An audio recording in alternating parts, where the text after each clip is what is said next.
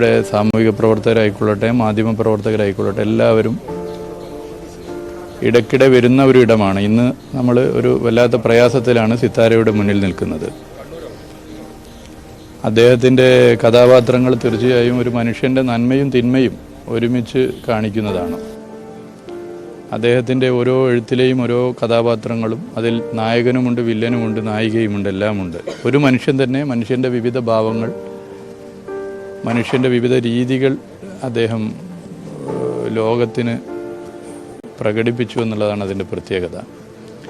സാധാരണ മനുഷ്യരുടെ പ്രയാസങ്ങളെ ശരിയായ അർത്ഥത്തിൽ നമ്മൾ ഒരിക്കലും ചിന്തിക്കാത്ത കാര്യങ്ങൾ പോലും സമൂഹത്തിന് മുമ്പാകെ അദ്ദേഹം ദീർഘകാലമായി അവതരിപ്പിക്കുന്നു എന്നുള്ളതാണ് പ്രത്യേകത.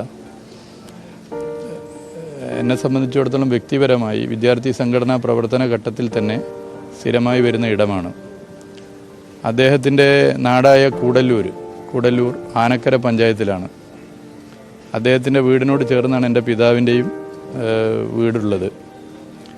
അദ്ദേഹം എൻ്റെ വീടുമായും ഒക്കെ തന്നെ ആ നിലയിൽ വ്യക്തിപരമായി ബന്ധമുള്ളതാണ്. ഇടയ്ക്ക് നാട്ടിൽ പോകുമ്പോൾ നാട്ടിൽ പോയ വിശേഷങ്ങൾ പലപ്പോഴും കാണുമ്പോൾ പങ്കുവെക്കാറുണ്ട്.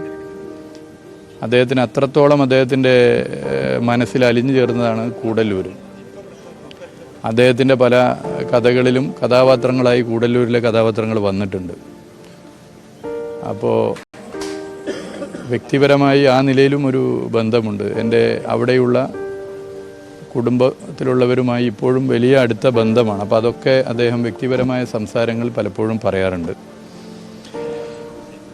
സംഘടനാ പ്രവർത്തന രംഗത്ത് നിലകൊള്ളുമ്പോൾ, പ്രത്യേകിച്ച് യുവജന സംഘടനയുടെ അഖിലേന്ത്യാ കേന്ദ്രത്തിൽ പ്രവർത്തിക്കുമ്പോൾ, ഓരോ സംസ്ഥാനത്തിൻ്റെയും കാര്യങ്ങളെക്കുറിച്ച് മനസ്സിലാക്കാൻ അദ്ദേഹത്തിന് താല്പര്യമുണ്ടായിരുന്നു എന്നുള്ളതാണ്.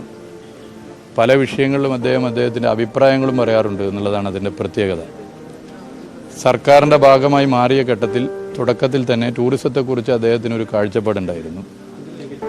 വൈക്കം മുഹമ്മദ് ബഷീറിന് ഒരു സ്മാരകം, ഒരു കേന്ദ്രം ഇല്ലാതായതിനെക്കുറിച്ച് അദ്ദേഹം പലപ്പോഴും ചൂണ്ടിക്കാട്ടിയിട്ടുണ്ട്.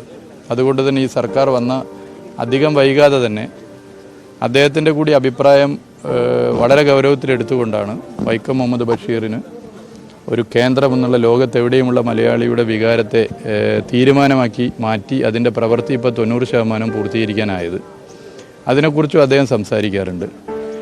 ബഡ്ജറ്റിൽ പ്രഖ്യാപിച്ച ലിറ്റററി സർക്യൂട്ടിനെ കുറിച്ച് അദ്ദേഹത്തിന് കൃത്യമായ അഭിപ്രായം ഉണ്ടായിരുന്നു.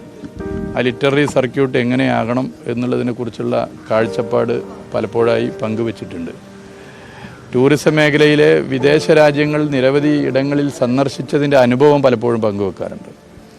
കേരളത്തിലെ ടൂറിസത്തിൻ്റെ സാധ്യത അദ്ദേഹം പലപ്പോഴും ചൂണ്ടിക്കാട്ടുന്നത് പോലെ കേരളത്തിലെ 1 ഇഞ്ച് സ്ഥലം പോലും ടൂറിസത്തിന് സാധ്യതയുള്ളതാണ്. അൺഎക്സ്പ്ലോർഡ് ആയിട്ടുള്ള നിരവധി ഡെസ്റ്റിനേഷനുകളുണ്ട്. ഓരോ പഞ്ചായത്തിലും ടൂറിസ്റ്റ് കേന്ദ്രം വരണം എന്നൊക്കെ അദ്ദേഹത്തിൻ്റെ ഒരു കാഴ്ചപ്പാടാണ്. ഞാൻ ഓർക്കുന്നു, ഈ ഗവൺമെൻറ് വന്ന സമയത്ത് അദ്ദേഹവുമായി നടത്തിയ ചർച്ചയുടെ കൂടി ഭാഗമായിട്ടാണ് ഡെസ്റ്റിനേഷൻ ചാലഞ്ച് എന്നുള്ള ഒരു പദ്ധതിക്ക് പിന്നീട് രൂപം കൊടുക്കാനായത്. അത് തദ്ദേശ സ്ഥാപനങ്ങളും ടൂറിസം വകുപ്പൊക്കെ ചേർന്നുകൊണ്ട് പഞ്ചായത്തുകളിലെ ടൂറിസ്റ്റ് കേന്ദ്രങ്ങളെ വികസിപ്പിക്കുന്ന ഒരു പ്രവർത്തനമായിരുന്നു. അത് അദ്ദേഹത്തിൻ്റെ കൂടി ഒരു ചർച്ചയിൽ ഉയർന്നു വന്നൊരു നിർദ്ദേശമായിരുന്നു. ഇങ്ങനെ വളരെ വിശാലമായൊരു കാഴ്ചപ്പാട് അദ്ദേഹത്തിനുണ്ടായിരുന്നു. മതനിരപേക്ഷത നിലകൊള്ളണമെന്ന് എപ്പോഴും അദ്ദേഹം ആഗ്രഹിച്ചിരുന്നു. പ്രത്യേകിച്ച് കോഴിക്കോട് അദ്ദേഹം നിലകൊള്ളുമ്പോൾ എപ്പോഴും അദ്ദേഹം മതനിരപേക്ഷതയ്ക്ക് വേണ്ടി ശബ്ദിച്ചിരുന്നു. മതനിരപേക്ഷതയ്ക്ക് വേണ്ടിയുള്ള ഓരോ ഇടപെടലുകളെയും അദ്ദേഹം എല്ലാ നിലയിലും പ്രോത്സാഹിപ്പിച്ചിരുന്നു. ഇപ്പോൾ ഈ മുഹമ്മദ് റിയാസാണ് പ്രതികരിച്ചത്. അദ്ദേഹമുമായുള്ള വ്യക്തിബന്ധം പങ്കുവെക്കുകയായിരുന്നു മുഹമ്മദ് റിയാസ്.